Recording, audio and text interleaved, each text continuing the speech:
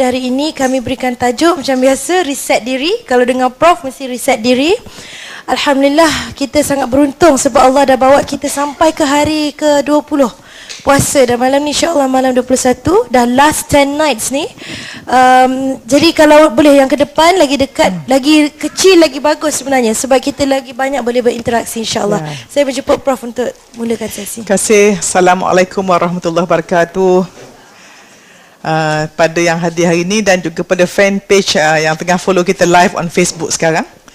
So saya dah announce saya akan I'll go live at 11:30. Alhamdulillah dah ada viewers. So as we are talking, people are watching. Dan niatkan kita yang berada di sini, yang ada benih, you make it come duduk depan. You make it possible for this thing to happen dengan barakah kesolehan you all, dengan doa-doa yang selama ni mencari Allah. Allah izinkan kita berada di sini dan tidak ada benda kebetulan. Tidak ada benda yang Allah tak izin, dan tidak ada benda yang sia-sia. Semuanya ada sebab. Dan each of us are here at the perfect time, in the right time. Dan nak mulakan yang minta maaf, plan pukul 11. But saya terlewat, kena clarify sebab tadi ada majlis khatam Quran. So bila habis 10:50 tu orang nak baca doa khatam. Lepas khatam tu imam pula nak beri tazkirah. So it's not nice for me, imam muda bercakap saya bangun. So sabar, dah habis kisah 4 tu baru saya bangun. Minta maaf ya, halal because bila kita ambil masa orang tu pun kiranya hak Alhamdulillah. So tajuknya reset kehidupan. So bila kita kata kehidupan, bila kita kata kehidupan, sebenarnya kita talking about kehidupan yang mana? Sekarang ke? Akhirat ke? Oh, kehidupan yang lepas. Which one? Yang mana kita boleh reset? Reset maknanya apa? Kalau komputer tu, dia jam, kita tekan reset button, delete file lama, masuk program baru. Itulah tujuan kita hari ini. Dan kita berada di sini disebabkan oleh takdir Allah dan juga pilihan yang kita buat berdasarkan keimanan, ketakwaan, pilihan kita 20 tahun, 30 tahun yang lalu. Tapi sebelum tu saya nak kita go through, kita mesti faham bahawa kita berada di sini ni, kita mesti kenal diri kita dulu. I think kita semua jelas sebelum macam tengok cucu saya tu, dia orang masih kecil kan, dia tak tahu semua tu. We were like that before. Tetapi sebelum kita jadi kecil macam tu, kita dalam alam janin, kan? So sebenarnya kita ada 3 alam, alam roh. Roh tu masa tu kita dah berjanji dengan Allah nak taat, kan? So roh daripada Allah tu sangat suci, bersih, fitrah kita sangat bersih. Tetapi bila dalam perut ibu, kita baik tak? Diam je, kan? Tak pernah minta, ya Tuhanku bila hidung nak keluar, we never question. Diam 9 bulan. Keluar je, umur bawah 7 tahun, okey saja. Apa yang mak kita buat, kita ikut. Bila dah ada akal, mula kita belajar sikit. Kemudian bila kita dah balik, mulalah syaitan masuk mengotori jiwa kita. Betul tak? So where we are today is because of our keimanan, ketakwaan lah, ilmu kita ya. So saya nak tanya diri saya dan kita semua ya. Kenapa agaknya kita dulu baik, sekarang payah nak baik? Kan? Baca Quran, tadarus, berapa kali Ramadan dah. Macam saya ni mau 58, kat berapa puluh majlis khatam dah attend. Perangai sama, lepas Ramadan, ghostan, balik-balik semua. Kenapa? Ya? Kenapa kita tahu tapi kadang tak rasa mahu nak baik? Setengah tu pula, mahu nak baik tapi tak mampu nak baik.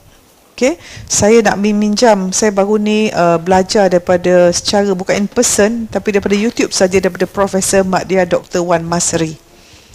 Beliau seorang IT by profession, ada 2 PhD, sangat bijak, lecturer di UMP, dan saya banyak belajar daripada YouTube beliau dan buku, dapat sikit, dan saya punya style ni bukanlah ilmu sangat. Apa saya dengar, saya faham, saya sampaikan, itu saja. Okay, it's not my knowledge. So beliau bahagikan 3 perkara yang menjadi halangan kita ni. Yang pertama ialah penyakit hati. Sebab kualiti hidup kita bergantung pada kualiti hati kita. So penyakit hati ni, itu yang menyebabkan kita payah. Dan hati ni ada 3 jenis. Tahu kan hati 3 jenis? Apa dia? Hati yang mati. Hati yang mati tanda dia apa? Buat baik tak suka, buat jahat suka. Dan bila buat dosa, tak rasa apa-apa pun. Relax aja. Dan kalau orang ajak pergi majlis ilmu, semua tak suka. Kan? Tapi majlis yang tidak ilmu, majlis lara, kita suka. Kalau pergi kat Facebook, ada berita negatif, kita suka viralkan. Tapi kalau benda positif, tak suka viralkan. Itulah hati mati. Hati berpenyakit, kebanyakan daripada kita. Kejap baik, kejap tak baik, kejap baik, kejap tak baik. Ya, sebab tu kita ada nafsu amarah, lawamah dan mutmainnah. Ya, amarah tu yang penyakit hati buta lah tu, hati mati lah tu. Lawamah tu kejap baik, kejap tak baik, hati berpenyakit. Yang kita semua ada yang nak baik. Dan yang ketiga mutmainnah. Itulah hati yang hidup. Hati yang hidup ni masuk sikit ilmu bercambah. Suka pada majlis ilmu, tak suka benda lara, sifat lemah lembut, belajar cepat faham. Inilah. So kalau kita ada penyakit hati, apa penyakit hati yang pertama? Apakah dosa pertama makhluk pada Allah? Cuba fikir balik, syaitan. Apa yang pertama syaitan? Makhluk pertama yang engkar pada Allah, apa dia syaitan buat? Takabur ke sombong? Sombong Pasal apa dia takabur sombong? Berpunca dari penyakit apa? Dengki pada Adam. Betul tak? Ataupun dia dengki pada Adam, ataupun dia rasa dia lebih takabur. Kan? So dia, syaitan, iblis ni, dia beribadah lama. Tapi satu dia buat silap. Okey?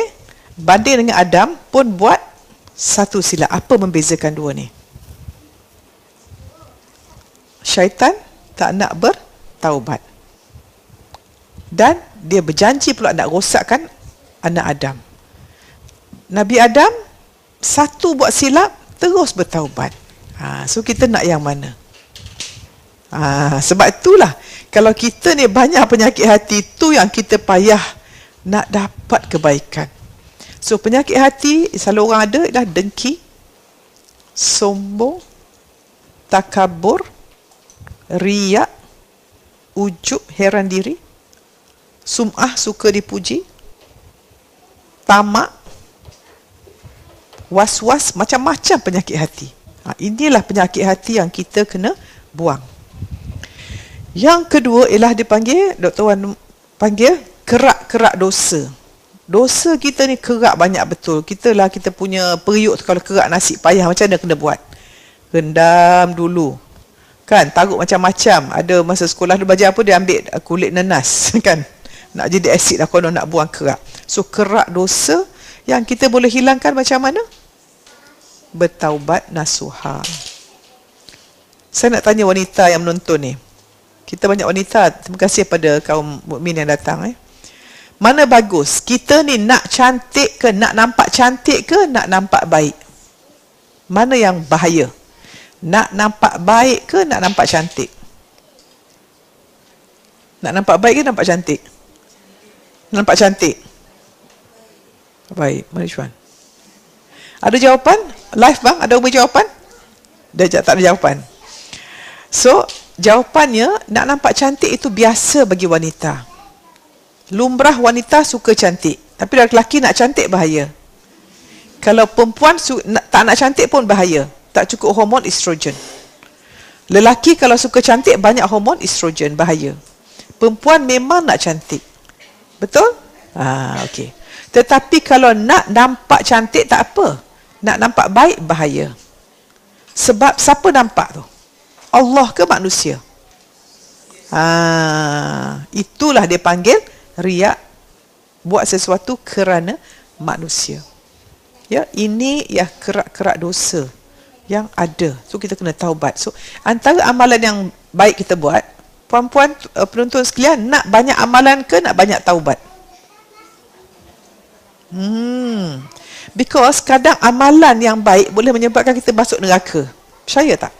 Dan dosa boleh menyebabkan kita masuk syurga. Macam mana tu You see, bila syaitan dia buat dosa, dia tak bertaubat. Adam buat dosa, bertaubat. Nasib siapa yang baik? Adam. Datuk kita Adam. Sebab dia bertaubat. Sebab orang bertakwa bukan orang tak berdosa. Orang bertakwa, orang berdosa tapi segera mengingati Allah dan bertaubat. Amalan boleh menipu kita dan banyak kita bergantung pada amalan. Kita kata apa? Allah tak sembahyang subuh, sure fail exam. Allah lupalah nak baca Yasin semalam, sure tak boleh jawab soalan. Kita bergantung pada siapa tu? Pada Allah ke pada amalan? Jangan bergantung pada amalan.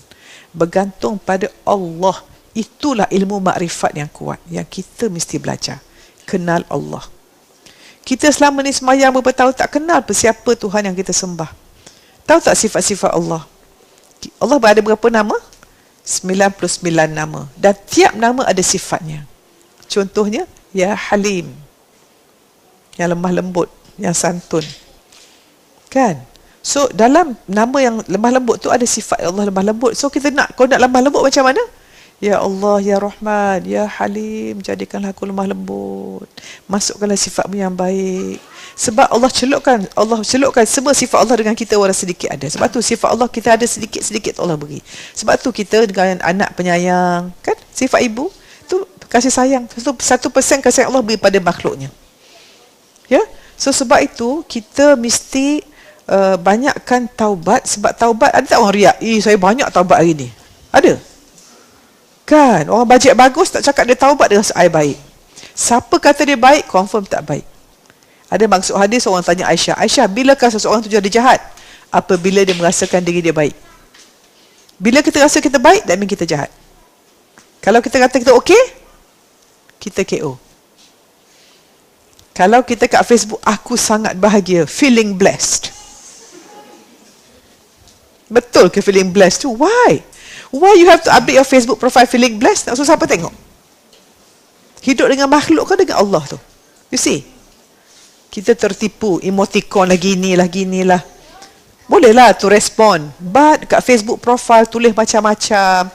Maknanya if you all hidup dengan Facebook profile, bangun pagi tengok Facebook profile, berapa like, berapa comment. Once you leave that, believe me, your life is so stressed out. Because your line dengan Allah jauh, you banyak kat sini line. You hidup kat dunia sini, tak hidup sini dengan Allah. That's when kita stressed. Okay, so tu yang dosa-dosa kita. Ya, dengan penyakit hati, kerak dosa yang tak taubat, amalan bajet bagus, semua ni bahaya. Dan yang ketiga apa dia? Bergantung kepada selain daripada Allah. Kita punya la ilaha illallah tu tak kuat. Kita ada Tuhan selain Allah. Nak tahu siapa Tuhan kita? Bangun first thing, baca doa, bangun tidur ke, tengok handphone. Kalau bangun terus pegang handphone, maknanya apa? Handphone Tuhan kita. Bangun pegang husband atau isteri, isteri Tuhan kita. Okay, bangun, alhamdulillahillah, doa bangun tidur. Syukuri Allah. Itulah Tuhan kita. It's very important. Kita nak always God driven all the time. Kalau kita ada, boleh buat 3 perkara ni, boleh belajar lagi, I suggest you all pergi YouTube Dr. Wan Masri, Prof. Mak dia Dr. Wan Masri, M-A-S-E-R-I. Beliau pernah keluar Asmaul Husna dekat OIC, that's how I know about her. Dan baru ni, Encik Aiman telah bawa Puan Rosmawati, yang mengajar tentang Asmaul Husna ni, di mana saya dapat buku tu. Bila saya nampak buku tu, tulisan Dr. Wan Masri, baru saya tengok, saya pernah ikuti beliau dekat TV, tapi tak pernah tengok YouTube. Sebab tu dia kata, kita ni ilmu, kenapa Allah hantar you datang hari ni? Ada tak di sini rasa aku nak jadi baik? Ada tak?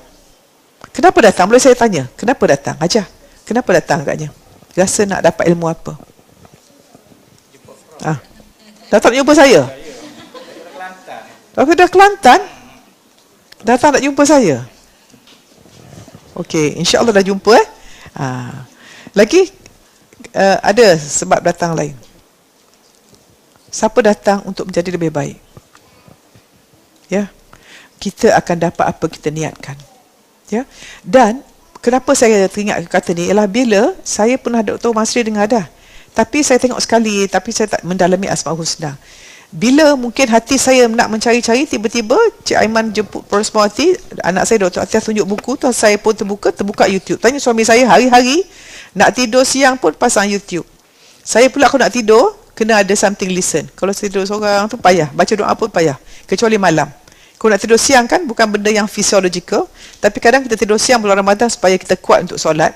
So paksa-paksa tidur, so dengar. So dengar YouTube lah. berapa banyak. And if you go, memang dahsyat. Because she's a lecturer, very